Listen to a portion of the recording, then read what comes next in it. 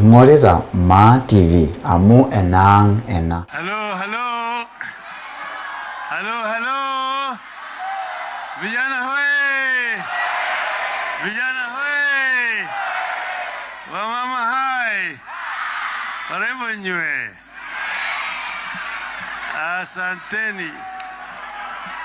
Asanteni. Leo mimi nimezaliwa. Mimi sijaona mtoto anazaliwa na anaongea. Lakini kuna mtu ambaye mimi ningemrudishia shukrani kubwa sana, bahati mbaya hayuko hapa. Huyo ni mama yangu. Manake yeye ndiye alikuwa na shida sana kabisa siku hiyo, akipigwa na ile utungu ya mtoto. Mimi nilizaliwa kama saa 5 hivi na dakika 47 vile leo umekata keki. Maana yake jina yangu ni Onyango. Mama yangu alipata mimi jina ya Onyango, na yeye alipokuwa hai yote alikuwa anaita mimi Onyango kwa sababu ya saa ya kuzaliwa. Sawa? Kwa hivyo mimi naambia kwa wanaume mpaka mheshimu akina mama.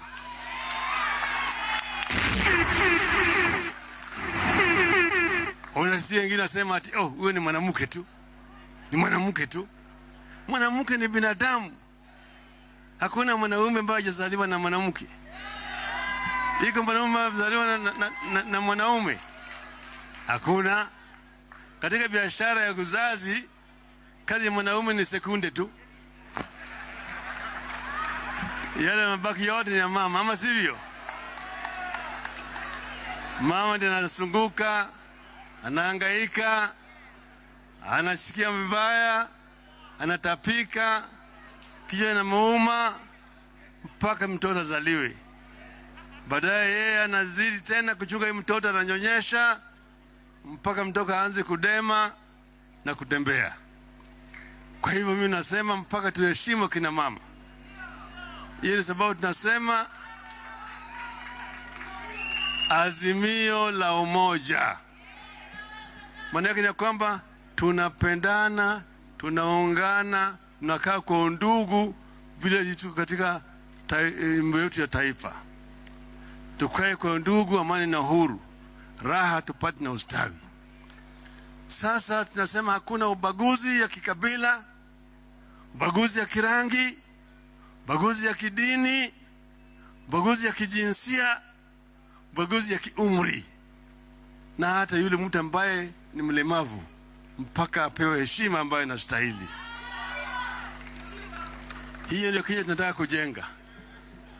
Sasa mimi juzi nilitangaza, nisema baba amekuja kupiga mbio la mgambo. Mbio la mgambo ikilia kuna jambo. Baba amesema ati harakati ya ukombozi wa 3 wa Kenya umeanza. Ukombozi wa kwanza ilitoa utawala ya mbeberu, na wale waliopigana walikuwa vijana. Dedan Kimathi alinyongwa kule Kamiti akiwa na miaka 35. Paul Ngei, Achieng' Oneko, Fred Kubai walikuwa wote vijana chini ya miaka 30 waliposhikwa wakapeleka kule Kapengoria. Kenyatta ndiye alikuwa na umri ya juu. Walikuwa vijana na wakapigana mpaka uhuru ukapatikana. Wakati hiyo ambao walikuwa wanapigana kwa uhuru, vijana ndio walikuwa kwenye mstari ya mbele. Vile Uhuru anasema wale vijana wa KANU wakati huo walikuwa wanaimba, vile msikie mnaimba hapa, nikitwa nitaitika, nikitwa nitaitika, nikitwa nitaitika kutumikia Waafrika. Kutumikia Waafrika. Kutumikia kutumikia, kutumikia Waafrika. Halo? Wakati huu walikuwa wanashikwa wanapelekwa jela, lakini hawakujali mpaka uhuru ikapatikana. Na watu pale wakaandika ndoto ya Kenya. Mungu bariki nchi yetu ya Kenya, haki iwe ngao na mlinzi, tukae na ndugu, amani na uhuru, raha tupate na ustawi. Lakini miaka 58 mpaka wakati huo bado wale maadui matatu bado wako: ugonjwa, ujinga na umaskini. Sasa baadaye Wakenya wakaleta ile ukoloni mamboleo, utawala wa kiimla. Watu wanashikwa, wanawekwa jela. Uwezi kusema ngwe, mama na baba, usema ngwe ndani, ngwe ndani, ngwe. Kasema hii ni kitu gani hii? Tukasema kama namna hiyo sisi tuko tayari kukufa. Tukakuja pamoja baada sisi kukua ndani huko miaka mingi. Kwa kwanza tulikaa miaka 6. Baadaye tukarudi tena miaka na kitu. Kiwa na mwishowe tukaenda tena mwaka na kitu kiwa na kina Matiba na Rubia. Mwishowe tukaja pamoja. Tulikuwa na Mheshimiwa Paul Mwite, Anyang' Nyong'o, James Orengo, Joe Ager, na yours truly. Sisi tulikuwa vijana, hao ndio tukaitwa the Young Turks. Mzee alikuwa na sisi peke yake, alikuwa ni Jaramogi. Tukasema Jaramogi is the oldest of the Young Turks. Tukasema kama ni mbaya ni mbaya, tutaanzisha sasa movement inaitwa Ford ili kukomboa Kenya. Tutaenda Kamkunji, wapende wasipende. Na watu wakajitokeza kwenda Kamkunji. Wakati huo sisi tulikuwa tunaimba when I'm summoned on a service, when I'm summoned on a service, when I'm summoned on a service, I will never surrender. Oh, I will never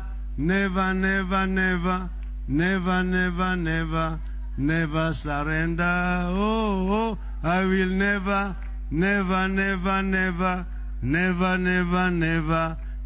surrender. Hello. Tukasimama imara mpaka section 2A ikaondolewa. Vyama vikaanza kuundwa hapa.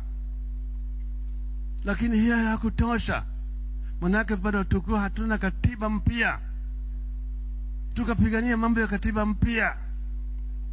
Tukaja hapa Bomas of Kenya pale. Mimi Raila Amolo Odinga, delegate number 155 hapa Bomas of Kenya. Kwa muda mrefu zaidi tumejadiliana hapa. Hiyo katiba mpya ilipingwa na watu wengi zaidi. Hakutaka. Walipinga mambo ya kuleta structure ya executive ambayo inakuwa shared. Walipinga mambo ya ugatuzi, hawakutaka. Ati wengine utaitwa governor.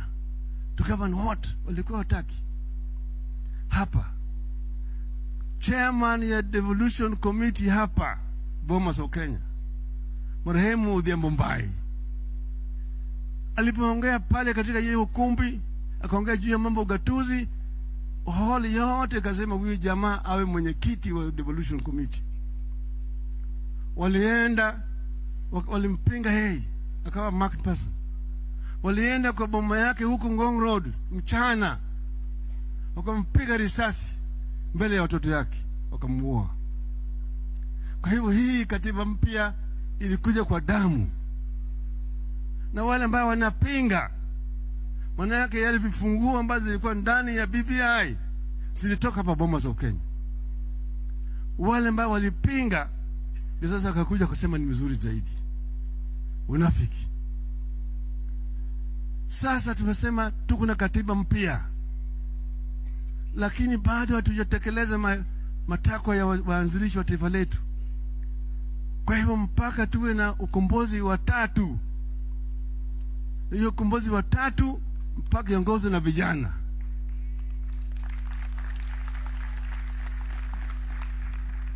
Vile Jaramogi alituongoza sisi, mimi niko tayari kuongoza vijana kwa ukombozi wa tatu. Hiyo ukombozi ya tatu ni ukombozi ya kiuchumi, economic liberation of Kenya. And I've been telling this because I have experience. I've traveled around the world. Right now, I'm the High Representative of the African Union on the issues of infrastructure. Najua the whole of African countries nimetembea. Asia yote mimi nimetembea, hakuna mahali sijaenda. South America nimeenda kila mahali. Ulaya kila mahali, hakuna mahali sijaenda. Kwa sababu hiyo mimi nasema yale nasema inawezekana, inawezekana.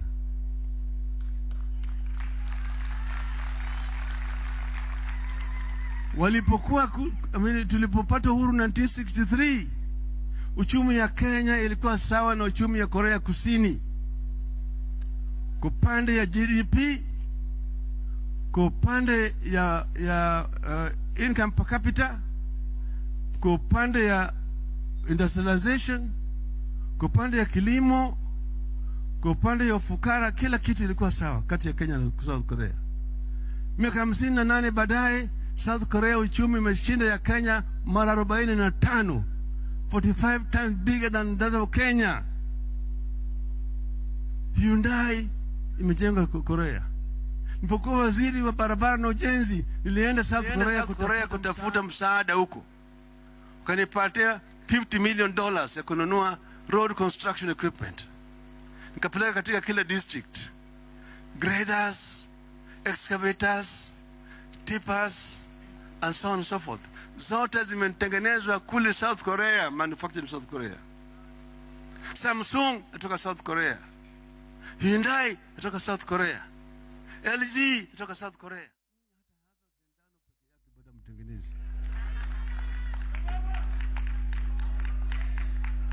Maneno mengi domukaya, lakini minasema inawezekana.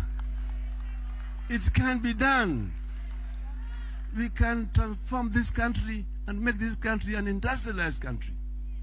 We can do it. I know it. I lived in Germany for many years. Germany was destroyed to the ground during the Second World War.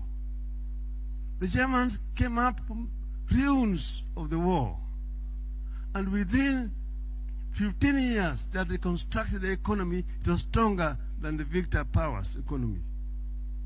It was stronger than, if you went to Germany and went to Britain, you'd think Britain lost the war, Germany won the war. It is possible to change, but you must change the way we do things. You must change the way how we approach the development of a country. Ndio sababu kule Kasarani mimi niongea juu ya mambo ya 10-point agenda. Nimeongea juu ya mambo ya pesa mfukoni. Nimeongea juu ya mambo ya baba care. Nimeongea juu ya kazi ya vijana na kina mama.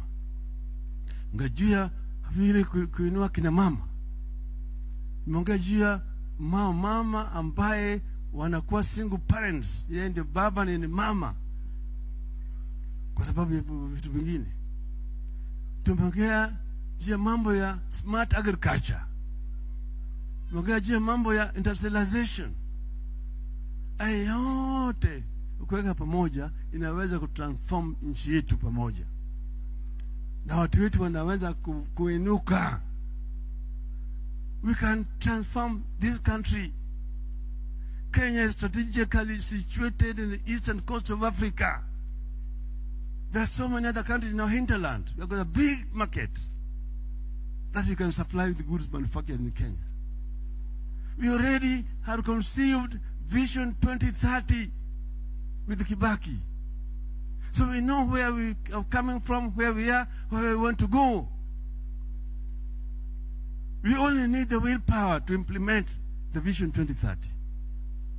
And we will change these things and move Kenya to a middle income status by 2030. China was able to move 300 million people from poverty to middle income status. China has now got the biggest middle income in the whole world. Over 300 billionaires in China in 30 years time.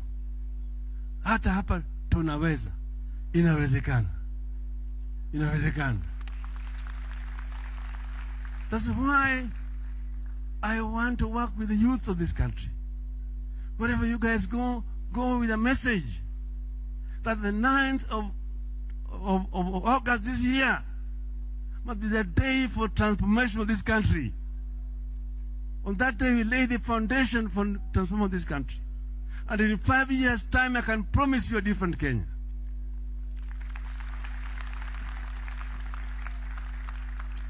Tukitoka hapo. That's why we want every youth to participate. Mimi nimesema nataka vijana wote washiriki, wawe wanajeshi wa baba. Mko tayari? Mko tayari? Nataka vijana kama wanajeshi wa baba wawe na silaha, wawe na bunduki na risasi. Sawa? Ili baba kama amrijeshi mkuu akisema forward march, about turn, fire, fire, vijana fire, vijana fire, vijana fire. Asanteni. Sasa na tumesema hii mambo yetu ya azimio la umoja tumeweka kwenye pembe 5. Moja ni utu, pili ni undugu, 3 ni umoja, 4 ni usawa, 5 ni uzalishaji, productivity. Sawa sawa? Kufukuza ufukara katika taifa letu. Tumesema wakati huu ambaye bado tuko na ufukara mingi katika taifa letu, tuhakikisha kwamba hakuna Mkenya yeyote ambaye analala njaa. No Kenyan should sleep without food. No child in Kenya should sleep without food. Kwa sababu tutaleta social protection program, one of the biggest in African continent. Vile wanafanya kule Ulaya, kule Marekani, kule Brazil, kule Egypt, kule Namibia, tutaleta hapa Kenya. Kila jamii ambayo kutakuwa hakuna mapato yoyote utapata shilingi 6,000 kila mwezi kutoka kwa serikali. Wanasema tu baba anadanganya watu. Baba anadanganya watu. Mimi Raila Amolo Odinga nimeshakuwa waziri mkuu ya Jamhuri ya Kenya kwa miaka 5. Najua pale pesa iko.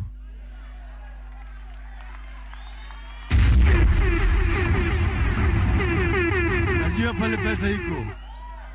Mimi najua pale wanapenyana naye kila mara kwa mara kutoboa na kuiba mali yetu. Unaona jamaa anaongea juzi anasema atiji jamaa anaongea bilioni 1. Hapana. Nasema mtu mmoja leo anasema anataka kufanya arambe kwa vijana. Group ya vijana anakwenda na gunia pesa. Kesho akina mama anakwenda arambe mamilioni. Kesho kutwa ati shule haina basi. Amenunua basi anapeleka kwa shule. Siku nyingine ati ameingia kwa kanisa. Sasa kije kule yeye amekuwa sasa anashinda hata papa. Ati semeni Mariko sura 5 fungu ya 2. Asomeni Wagalatayo na kadhalika. Sasa Bishop askofu ana gari. Tumeleta gari hapo kwa askofu. Kila mwezi jamaa yotoa pesa harambee shilingi milioni 100,000. Over 100 million shillings every month. Mshahara yake ni milioni 2. Hata Safaricom hawezi kufanya harambee namna hiyo.